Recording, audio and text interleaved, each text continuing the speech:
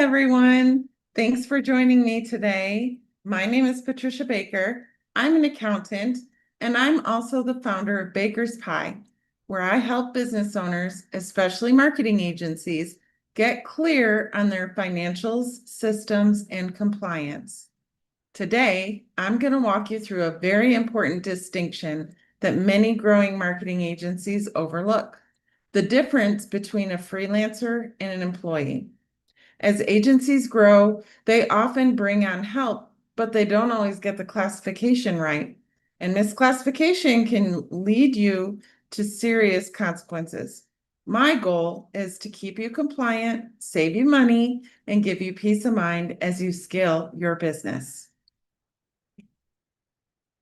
Let's start with why this matters. Misclassifying a worker, meaning treating someone like a freelancer when they legally meet the criteria of an employee, can lead to serious legal and financial trouble. We're talking about IRS audits, penalties, back taxes, unpaid benefits, and in some cases, lawsuits. The Department of Labor and state agencies have become increasingly aggressive about enforcement in recent years. And as your agency grows and you begin to bring on more help, whether it's designers, content creators, or account managers, this becomes more of a risk. It's not about saving money today, it's about protecting your business tomorrow. Here's a breakdown of the key differences between a freelancer and an employee. Freelancers are typically independent professionals. They work on their own schedule, often use their own tools, set their own rates, and work for multiple clients. You don't control how they do the work, you just care about the finished product. Employees, on the other hand, are subject to your direction. You set their hours, provide equipment, and they usually work primarily for your business. They're paid through payroll, receive a W-2, and may be eligible for benefits. But here's a catch.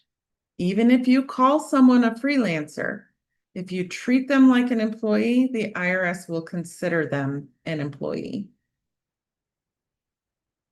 So how do you actually determine if someone should be classified as an employee? The IRS uses a three-part test based on behavioral control, financial control, and the type of relationship. Behavioral control means, do you tell them how, when, or where to work? If yes, that leans toward employee. Financial control asks, do you pay them regularly, like a salary? Do they depend on you for most of their income? And then the type of relationship, do you have an ongoing arrangement with them? Do they get benefits or the sense of being a permanent part of your team? If you're unsure, the IRS even offers Form SS-8 to request a formal determination. Let's look at two quick real-world examples. Say that 10 times fast. First, imagine you have a graphic designer who works 20 hours a week. You provide the laptop. You expect them to be available from 9 to 1 every day. And that person, regardless of what you call them, is likely an employee. Now, compare that to a copywriter who sends an invoice for each project, uses their own tools, and works with 3 other clients. Clearly, that's a freelancer. These examples are very much simplified, but they can help clarify that the structure of the working relationship is what really matters. So what actually happens if you get this wrong? You could face back taxes, unpaid Social Security and Medicare contributions, penalties for not providing overtime or benefits, and fines at the state and federal levels. The penalties can quickly add up to thousands or even tens of thousands of dollars. In some cases, misclassified workers may even sue you for back pay or benefits. On top of the financial risk, you also risk damaging your reputation, especially if the situation becomes public or lands on social media. Make the right freelancer angry when you terminate them, and they could turn you in too. Fortunately, staying compliant isn't complicated if you take the right steps early. Always use a written contract for freelancers. Don't set their hours and don't give them company equipment. Keep the scope project-based and don't make the relationship feel indefinite. Pay them through your accounting or bill pay system, not payroll. Most importantly, regularly review how you're working with people, because what starts out as a freelance project can quietly turn into an employment situation over time. When in doubt, bring in someone like me to help assess and clean things up before there's a problem.